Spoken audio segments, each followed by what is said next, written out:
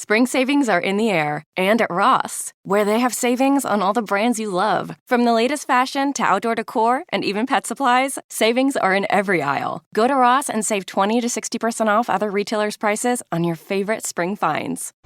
As a contractor, I don't pay for materials I don't use. So why would I pay for stuff I don't need in my mobile plan? That's why the new MyBiz plan from Verizon Business is so perfect. Now I can choose exactly what I want, and I only pay for what I need.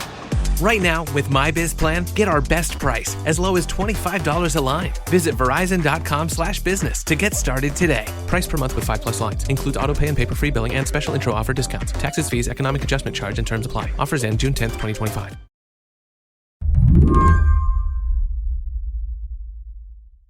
I wonder if you can tell me the story of Abby and Matt Howard. Who are they and what did they do? They are a parenting influencer couple, I guess. They were high school sweethearts, and sort of young parents, I would say, that sort of share their life as young parents online. I was unaware of who they were until last year when they got in some trouble. Stephanie Murray is a writer for The Atlantic, and she runs the newsletter Family Stuff.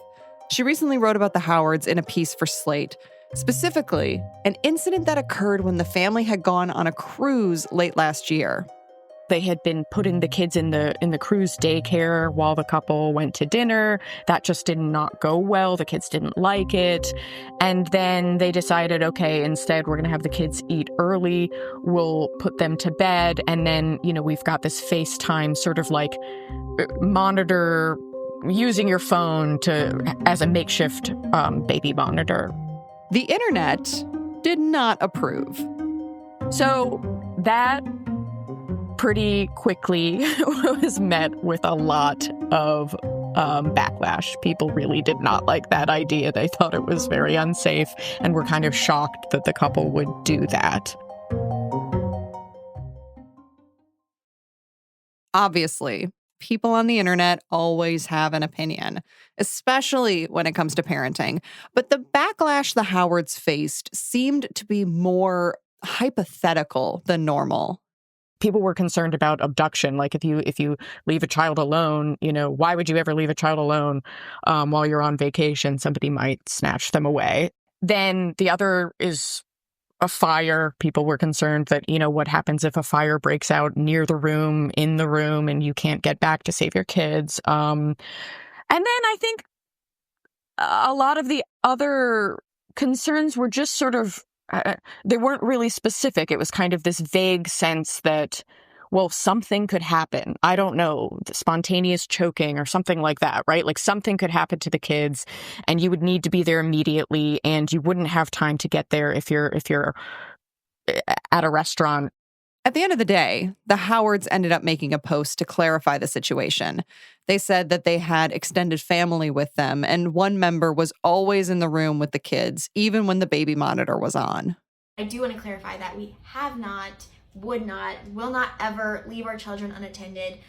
We would never, ever want to put them in harm's way in any way. We spent a lot of our time on this boat in our staterooms manning the baby monitors, and if it wasn't for Abby's extended family, we really would have not gotten a chance to really get out of the room. So thank you to them. Did people believe them? I mean, I think it was a mixed bag, but a lot of people didn't. The backlash surprised Stephanie. She had done a similar thing with her own child and knew many people who had done the same thing. Hell, I've done the same thing as well with my own child. And the thing is, all that judgment lobbed at the Howards, it was based on very little information.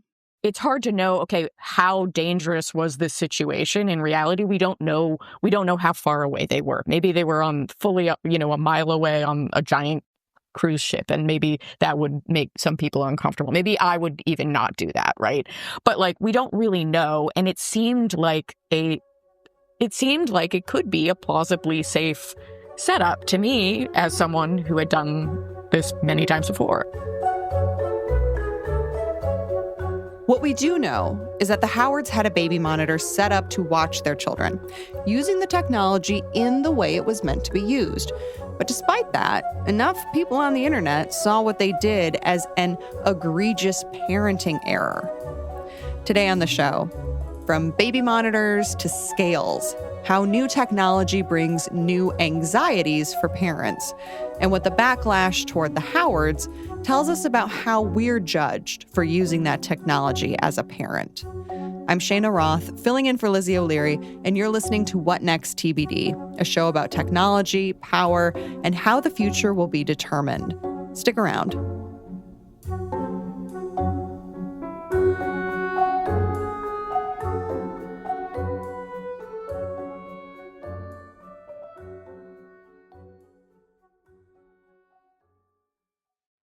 This episode is brought to you by State Farm. You might say all kinds of stuff when things go wrong, but these are the words you really need to remember. Like a good neighbor, State Farm is there. They've got options to fit your unique insurance needs, meaning you can talk to your agent to choose the coverage you need, have coverage options to protect the things you value most, file a claim right on the State Farm mobile app, and even reach a real person when you need to talk to someone. Like a good neighbor, State Farm is there. This podcast is brought to you by Tech Unheard. If you've always had a curiosity and fascination with technology and the minds behind it that are actively shaping our future, tune in to Tech Unheard. ARM, an innovative tech leader, is partnering with NPM to bring you a podcast series that lets you listen in on one-on-one conversations with industry leaders as they discuss everything from the potential of artificial general intelligence to keynote nerves. Hosted by ARM CEO Renee Haas, Tech Unheard explores the drivers behind each leader's path and analyzes the most pressing trends in their space, all while sharing a few entertaining anecdotes of success and failure along the way. Tune in to Tech Unheard from ARM and NPM wherever you get your podcasts.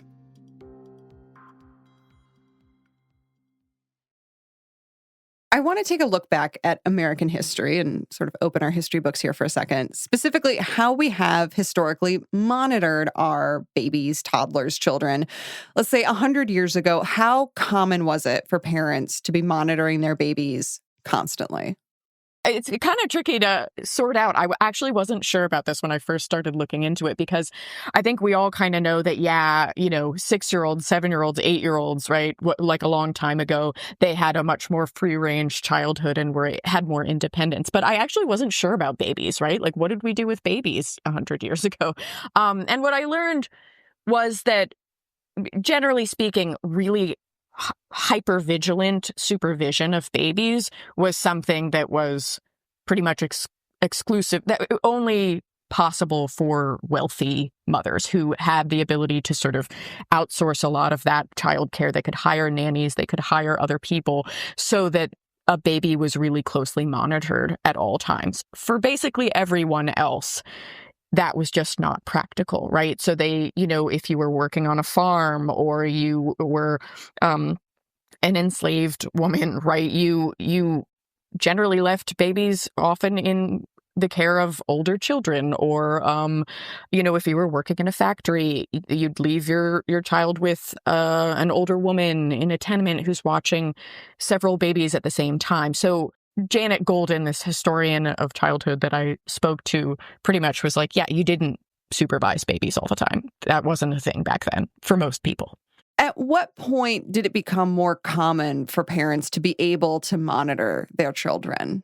It seems like the inflection point was really in the post-World War II era. That was when you saw sort of this growth of the middle class. So, rising affluence in America meant that more people had the resources to kind of more closely monitor their kids, and then there was other things that sort of went along with that. Some of it being this sort of proliferation of parenting advice columns and expert advice, right? More people sort of sharing their thoughts about how you should raise your kids, right? And then I think there's also a technological component to it. Advancing technology, I think, in a variety of ways, kind of raised the standards of what would be considered adequate supervision. Yeah, and thinking about that technology, I mean, one of the key ways in which parents became able to closely monitor their child was through the baby monitor. When did parents start using those regularly? They really didn't become broadly available, and by that I mean relatively inexpensive, such that maybe the median parent in America could get one, until you see them emerge on the market in like the 1980s, and the video monitored ones, in the 1990s. They were still fairly expensive then, but as they emerge, then pretty quickly cheaper models start showing up. So I would say like probably the 1990s, early 2000s is where you start to see like, okay, now it's getting to the point where kind of this is within reach for basically everybody, or for a lot of people. I'm curious about the marketing. You have this new technology where basically they're saying, hey, you can watch your baby all the time. Was that appealing to people in its inception? And was that how it was marketed to parents? When I spoke to a researcher named Alex Perry, who studies the history of public health, he said that basically from the beginning, the way that baby monitors were marketed was as offering sort of rest, right? That you could step away from your child. You don't need to be hovering near them, and also sort of peace of mind. They're safe. You can step away and you're okay. But then also almost immediately after these things become fairly widespread, then people were questioning that and sort of realizing like, oh, wait, is it offering peace of mind, or is it heightening anxiety about, is my baby okay? Yeah, let's dig into that anxiety, because a theme that crops up a lot in your piece is the idea that technology promises us this convenience, as you said, this peace of mind, but it brings about a whole new set of anxieties. What were the anxieties that came about with the baby monitor that maybe weren't there when women or families were able to just sort of like, well, I'm going to put the baby in the crib for a couple hours and go do my work? The first level is just sort of, as these things became available, they were steadily viewed as essential, right? So the notion of not having eyes on your baby at all times suddenly became bad, which, to be clear, as we said before, was very normal before. You didn't have your eyes on your baby all the time before. So now we've got the technology, and yes, okay, now I need to know what my baby's doing at all times, right? But then I also think that with that information, it can sort of generate new anxieties, partially just through the the actual technology itself, especially early monitors, they had cords, and, there was some concern that like people wanted the baby monitor to be as close as possible to the baby because they wanted to be able to hear every breath and make sure that they were breathing and la-di-da-di-da, right? But then that also meant that, okay, well, if the baby grabs the monitor, they could get, like strangled, right? And there was or maybe the monitor will set on fire or something like that, right? So it sort of brought about actual literal concerns just based on the technology itself, right? And then also it's sort of like I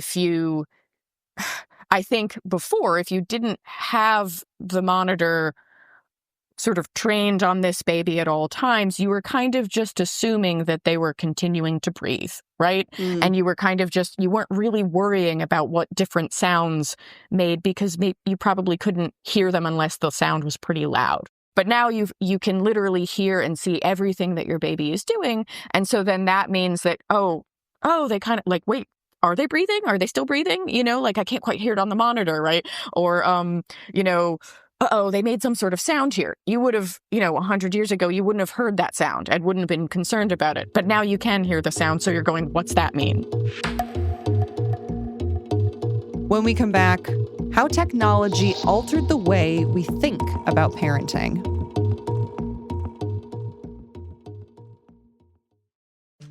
This podcast is sponsored by Udacity. You might be wondering how certain people are landing tech jobs with high-earning salaries, unlimited PTO, remote work, and free lunch. Well, learning the skills that companies need can help you get there. Udacity is an online learning platform with courses in AI, data, programming, and more. With Udacity, you're not just passively watching videos or reading articles. You're doing practical exercises and projects that prepare you for the job you want.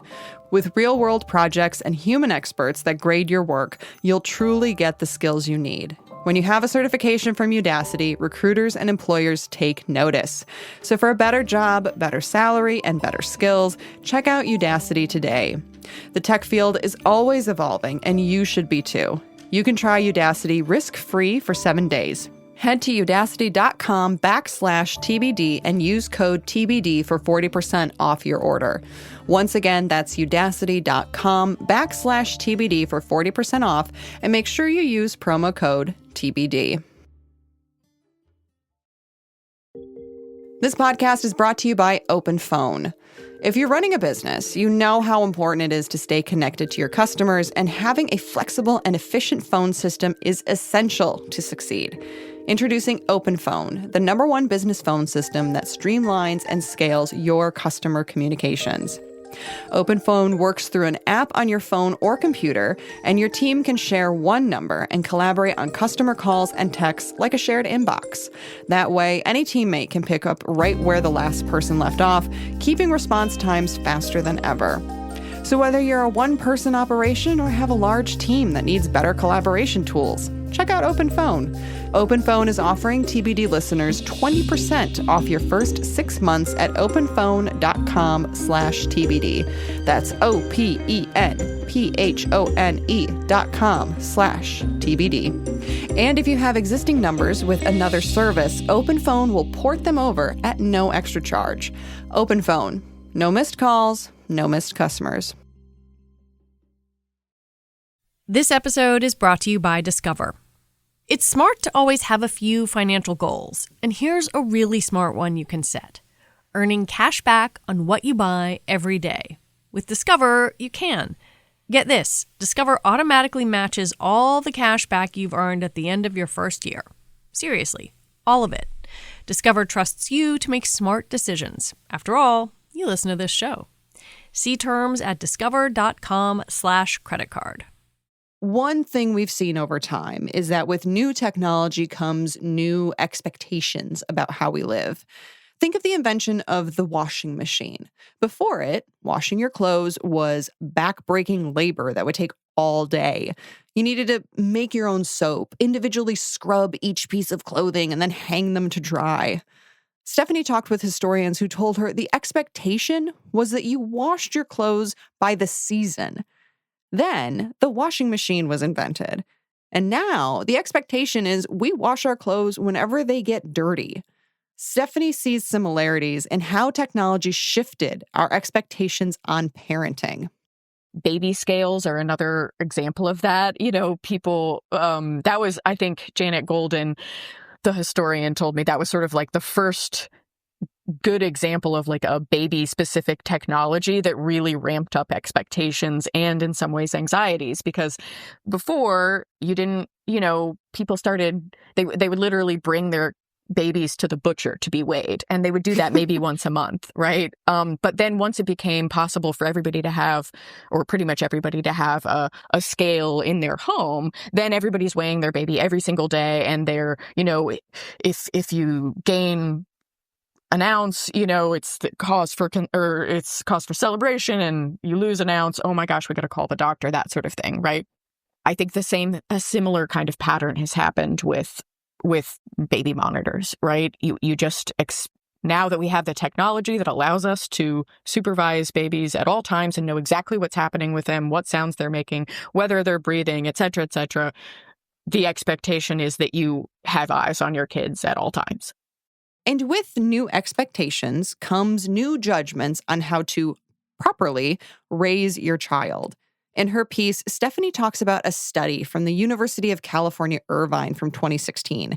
That study asked participants to assess the risk of a child that was left unsupervised by their parents for a short period of time. The study offered a few different reasons for why the parent was leaving their child behind.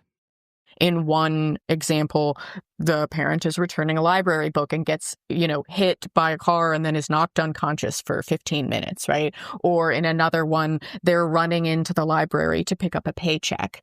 Or in another one, they're going behind the library to meet their lover. You know, I don't know why you would go behind the library to meet your lover, but whatever.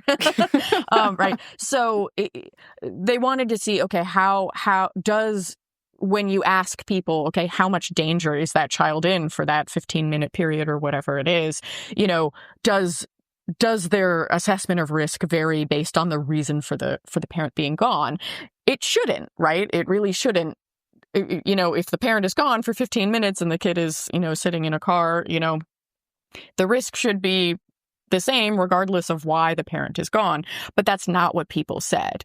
In pretty much everybody was like, yeah, the kid who has been left alone for 15 minutes intentionally by the parent, especially for sort of this nefarious reason of meeting a lover, right, is in more danger than a child whose parent has been knocked unconscious, unwillingly by a car, which I think speaks to, well, the sort of the way that our moral intuitions cloud our ability to assess risk in a consistent way.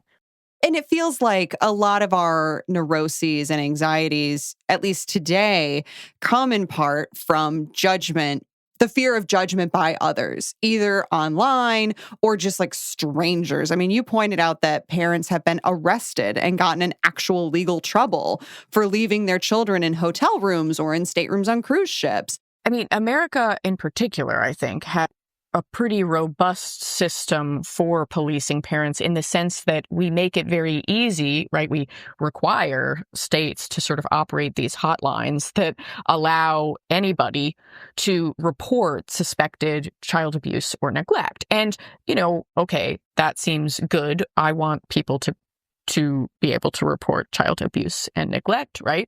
But it does mean that we have a very, this is sort of actually another example of technology, right? Anybody can call this hotline, right? And it's very easy. We all have smartphones, right? You see a kid walking alone on the street. Well, pull out your smartphone. You can call this hotline and take this kind of better safe than sorry approach to suspected child abuse and neglect, right? So where that has led us in America is that we have a very high rate of children being reported or actually investigated for suspected child abuse and neglect. About a third of kids will come into contact with the CPS system in some way, whether because they were just reported, a lot of those are strained out, but they might actually be investigated. And in some cases, the parents are charged, right? There's problems with that in the sense that even if you're investigated and you ultimately are not, convicted or something, those investigations are really tough and scary for parents, right? It's a frightening thing to, have the threat of your child being taken away sort of looming over you. You're in a very vulnerable position. And then on top of that, I do think that it has sort of a chilling effect on parents' abilities to kind of make decisions that they think are reasonable. It's very hard for them to sort of manage the inherent risks of parenthood in a sensible way without kind of worrying about this, this threat of investigation or even, legal action. Yeah. And where I think I'm hung up is the balance here. I mean, because I feel like we should want people to speak up if they see something concerning. I mean, the people who go into a hotel room, I think there was one case where I think it was housekeeping came into a hotel room and she just comes upon these kids that are sleeping and there's no adults, there's no supervision there. I mean, I feel like in the event that there isn't parents watching on a monitor or that there is something wrong here, that we want people to speak up and say something when they see something concerning. I think that's a good point. I guess where I would be a little bit concerned is the sort of defaulting to, well, let's report them to the authorities, right? Because I do think that is, in some ways, we've created this sort of frictionless approach to dealing with, I'm concerned for these kids. What do I do? Maybe in a world without that, how would you express your concern? Well, you'd probably go look for the parents. You'd tell the hotel management, right? You would probably have to sort of have maybe some more uncomfortable conversations, but it would probably more directly involve the parents themselves and really getting to the bottom of the situation. I think the sense that I got from a lot of, CPS like experts, people who are studying this. And to be clear, there are a lot of people who are concerned about how pervasive these investigations have gotten, right? Their sense is that the now standard approach is for people to sort of take this like when in doubt report it type of approach that kind of skips over any kind of interpersonal investigation. Like, okay, is this something that I really need to report? Are the kids okay, right? And is this something that really warrants legal action? There's sort of this defaulting to, well, you know what, I'll just tell the authorities and then they can sort it out, right? Without people quite realizing what sort of costs even a simple investigation might inflict on the parents and the family involved. Well, especially because a lot of this is just so case-by-case basis. Like, as we pointed out at the beginning with the Howard family, like, we have no idea how far away they were from their kids. They were clearly close enough that they were able to get, a Wi-Fi connection of some flavor. And in some cases, if you leave your hotel and go down for a drink, I mean, that's basically like leaving a house in the suburbs, if your kids are on the second story and you go in the backyard. Like, there is no way of actually setting very specific parameters because you have so many variables, not to mention the age and behavior of the kids. And so I guess, what is the middle ground of parents aren't allowed to have fun and you need to have your child in sight at literally every second? I think you've hit on something that is central to this whole discussion, which is that yes, it's actually not possible. Like, there are people who are sort of fighting to make the laws surrounding child abuse and neglect, particularly child neglect, more specific so that parents have a better understanding of what is actually going to get them in trouble. And, when should I actually, if I'm a bystander, when should I actually report this, right?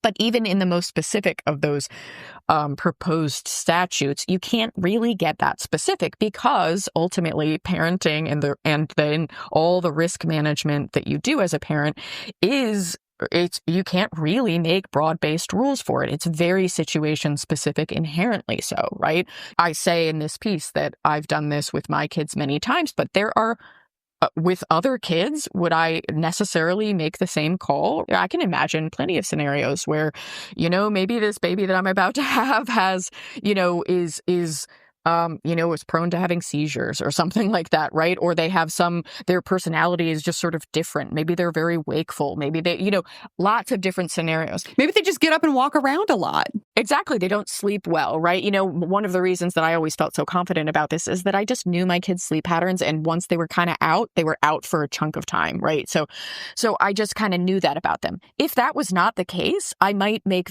a very, very different set of decisions, right? And that's not possible to sort of inscribe those judgment calls into law. By the very same token, those decisions, a lot of bystanders simply don't have the information that they need in order to actually judge whether or not you have made a sensible decision, right?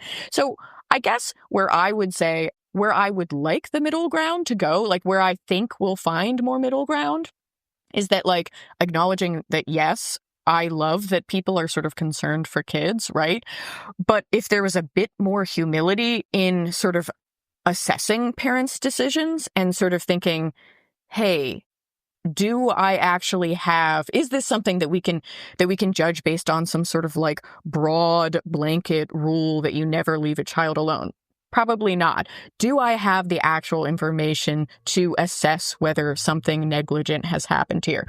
Probably not, or maybe not, right? Maybe I should look into it a little bit more before I default to, hey, I'm going to report you to the police.